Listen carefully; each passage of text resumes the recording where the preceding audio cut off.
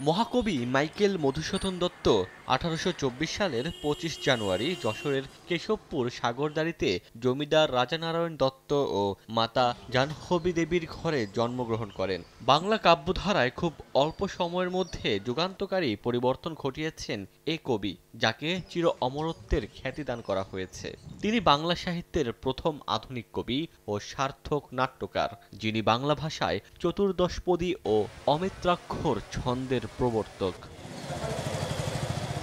প্রজন্ম থেকে প্রজন্ম এ নক্ষত্রের বিচ্ছুরণ ঘটাতে তার পৈতৃক বাড়িকে প্রত্নতত্ত্ব সম্পদ হিসেবে ঘোষণা করে সরকার।